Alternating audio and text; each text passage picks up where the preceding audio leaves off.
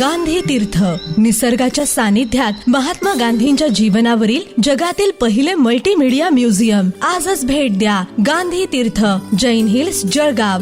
अधिक माहितीसाठी www.gandhifoundation.net वर विजिट करा.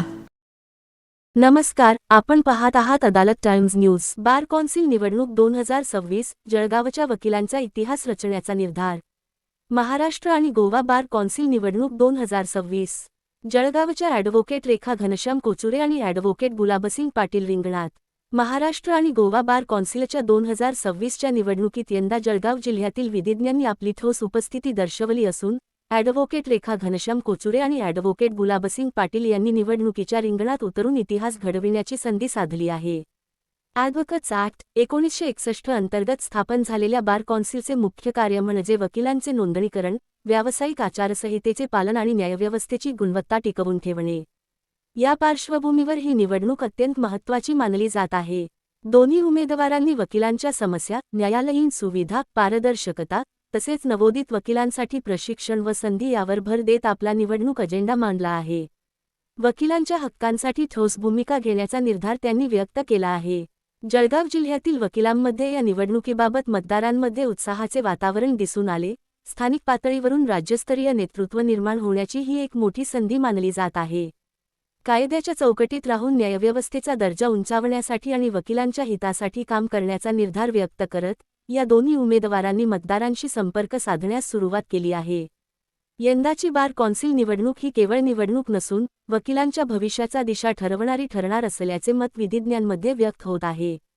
यावेळी उमेदवार ॲडव्होकेट रेखा घनश्याम कोचुरे आणि ॲडव्होकेट गुलाबसिंग पाटील व वकील संघाचे अध्यक्ष सागर चित्रे काय म्हणाले पाहूया.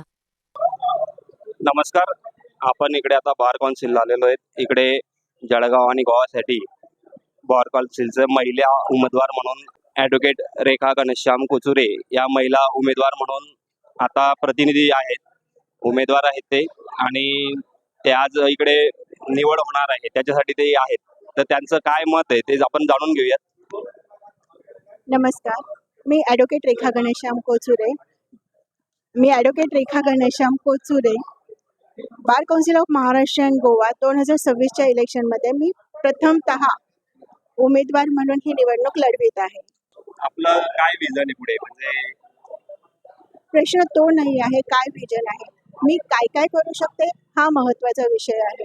मी आजपर्यंत आमच्याकडे जे निवडून आलेले असतील किंवा काय त्यांनी काय केलं याच्याकडे मी जात नाही आहे.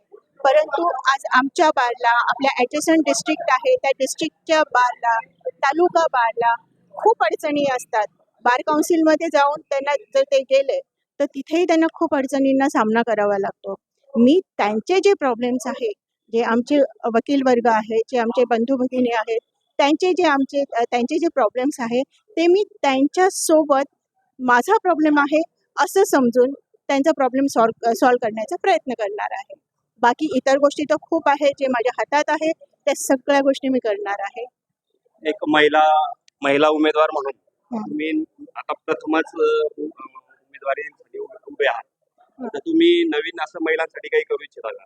खूप साऱ्या गोष्टी करायच्या आहेत महिलांसाठी, ज्युनियर्ससाठी, खूप साऱ्या गोष्टी करायच्या आहेत. जशा आहे की हिरकणी कक्ष आहे, महिलांना त्यांचे लहान मुलं घेऊन इथं प्रॅक्टिस करता येत नाही, त्या महिलांसाठी काही ना काही करायचं आहे. पाळणा घर वगैरेसाठी आणि इतरही गोष्टी. काही बारमध्ये महिलांना खूप अडचणी येतात, जसं काय आहे वॉशरूम्स आहे, त्यांना प्रायव्हसी नसते. त्यांना जर गरोदर वकील असतील तर त्यांना आरामासाठी कोणतीही जागा नसते. अशा सर्व महिलांसाठी खूप साऱ्या गोष्टी माझ्या डोक्यात आहे आणि मी त्या करणार आहे. तसंच ज्युनियर्ससाठी पण तेही खूप सफर करत आहेत, त्यांनाही खूप अडचणी आहेत, त्यांच्यासाठी तर मी 100% करणार आहे. धन्यवाद मॅडम. आजचे आपले जे दुसरे उमेदवार आहेत गुलाबसिंग मानसिंग पाटील यांचं आजच्या निवड संदर्भात काय मत आहे ते आपण जाणून घेऊया. मित्रांनो नमस्कार. बार काउन्सिल ऑफ महाराष्ट्र आणि गोवाच्या सार्वत्रिक निवडणूक 2026 करता मी जळगाव येथून माझी उमेदवारी दिलेली आहे. माझा क्रमांक आहे 102. मला सर्व वकील बांधवांतर्फे प्रथम पसंतीचं मत आहेच, फक्त ते बॅलेट मध्ये बॉक्समध्ये पडायची तेवढी एक परिस्थिती बाकी आहे. मतदान सुरू झालेलं आहे सकाळी 9 वाजेपासून सायंकाळी 6 वाजेपर्यंत आहे.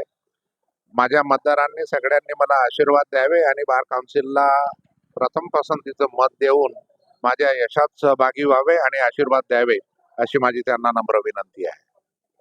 Thank you sir. तुमची उद्या निवड झाल्यानंतर तुम्ही निवडून आलेत तर तुमचं काय म्हणजे ध्येय असणार आहे किंवा काय तुम्ही बदल करणार आहे?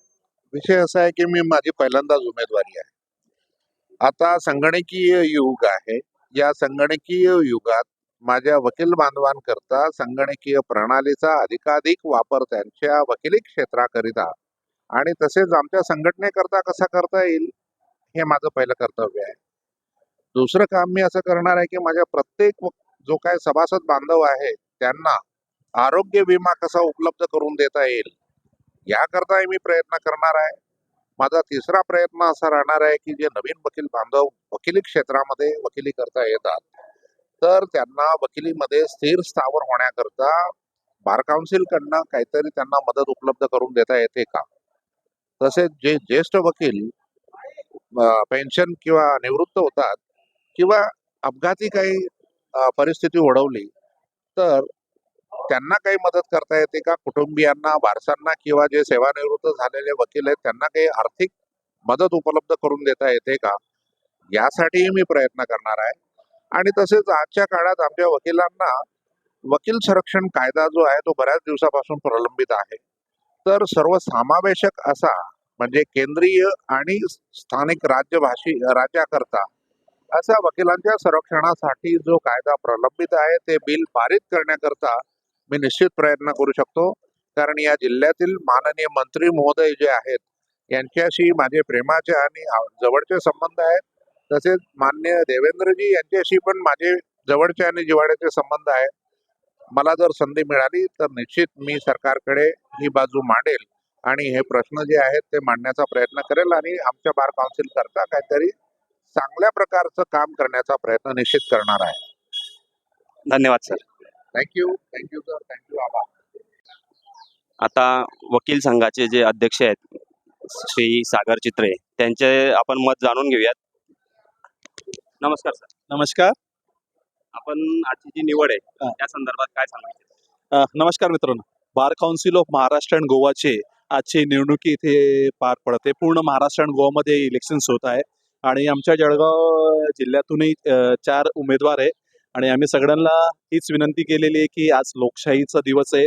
एक त्याला आपण म्हणतो की एक फेस्टिव्ह सीझन आहे. आम्ही खूप आनंदी आहे. लोकांना आम्ही अपील केलेले की जास्तीत जास्त प्रमाणात आपल्याला आज मतदान करायचं आहे. काय तुम्ही समाधानी आहेत का आजचं जे मतदान होतंय त्या संदर्भात? बघा, वकील वर्गाचा हा इलेक्शन्स आहे. मतदार मला अपेक्षित आहे की हा एक 70 ते 80% मतदान होण्याची अपेक्षा आहे. चालेल. धन्यवाद साहेब. थँक्यू.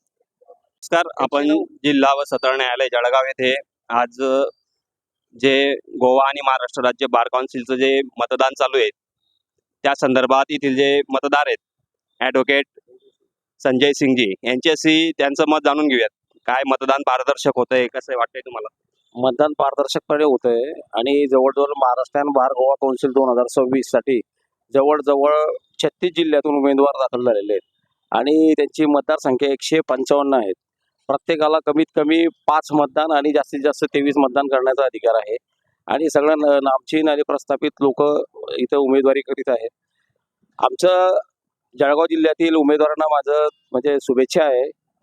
जळगावला सर्किट बेंच व्हावं म्हणून जळगाव, धुळे, नंदुरबार यांच्याकरता या जे निवडून आलेल्या उमेदवारांनी लक्ष देण्याची गरज आहे. कारण तालुक्याच्या ठिकाणी जिल्हा न्यायालय झालेले आहे, जसे की भुसावळला झालेलं आहे, त्यानंतर चाळीसगाव आणि अंमळनेर. त्यामुळे जळगाव न्यायालयातील कामकाजाची संख्या कमी झालेली आहे आणि जळगाव जिल्ह्यातील संपूर्ण जो जनता आहे, सर्वसामान्य जनता यांना तातडीने न्याय मिळण्यासाठी जळगावला सर्किट बेंच होण्यासाठी आमचं एक जळगाव वकील संघातर्फे एक आंदोलन आहे आणि या निवडून आलेल्या उमेदवारांनी आमच्या जळगावला सर्किट बेंच व्हावं अशी आमची सर्वांची मागणी आहे, जेणेकरून सर्वसामान्य जनतेला न्याय मिळेल. आणि जे खंडपीठ जे आहे औरंगाबादचं ते खूप अंतरावरती पडतं पैशाचा, वेळेचा आणि औरंगाबाद जिल्ह्यामध्ये जवळजवळ 17-18 जिल्ह्यांचा समावेश असल्यामुळं जनतेला लवकर न्याय मिळत नाहीये. इव्हन आता काही कालखंडापूर्वी सुप्रीम कोर्टात सुद्धा सर्किट बेंचची मागणी मी मागच्या 2018ला मी जेव्हा महाराष्ट्र आणि गोवा बार काउन्सिलचा उमेदवार होतो त्यावेळेस मी अशी मागणी केली होती आणि जळगावला सर्किट बेंचची मागणी केली होती. सुप्रीम कोर्टाने आता सुप्रीम कोर्टाचं सर्किट बेंच व्हावं यासाठी सुद्धा मंजुरी एक प्रकारे दिलेली आहे आणि जळगावला सर्किट बेंच झाल्यानंतर जळगावचं सर्वांगीण विकास होईल. म्हणजे जळगाव शहराचा विकास होईल. आपल्या बाजूच्या औरंगाबादमध्ये जेव्हा सर्किट बेंच सुरू झालं तेव्हापासून औरंगाबाद शहराचा भरभराट झालेला आहे आणि जेव्हा आपल्या इथं सर्किट बेंच होईल तेव्हा आपल्याकडे नवीन उद्योग येतील आणि एक चांगले नामचीन जजेस निर्माण होतील आणि जेणेकरून जनतेला तातडीने न्याय मिळेल. जे वर्षानुवर्ष तारीख पे तारीख म्हटलं जातं तर जळगावला सर्किट बेंच व्हावं अशी आमची मागणी आहे आणि सर्वांना माझ्या या निमित्ताने शुभेच्छा आहे. आणि आज निवडणुकीचा म्हणजे मतदानाचा दिवस आहे. पारदर्शकपणे मतदार हे मतदान करीत आहेत आणि प्रचंड गर्दी आहे, आनंद आहे आणि त्या जे आमचे जळगाव शहरातील जे उमेदवार आहेत त्यांना माझ्या शुभेच्छा आहे. तुमचं मतदान झालं का आता? मी मतदान केलेलं आहे. मी लवकरच मतदान म्हणजे सकाळीच मतदान आटपून घेतलं आणि जोरदार प्रचंड प्रतिसाद आहे आणि संपूर्ण जिल्ह्यात आणि महाराष्ट्रात सुद्धा सर्वात मोठी 36 जिल्ह्याचे मतदार या मतदानामध्ये भाग घेतात. त्यामुळे ही जी निवडणूक आहे ही अत्यंत महत्वाची आणि चुरशीची आहे. धन्यवाद. याचबरोबर बातमी संपली. नमस्कार.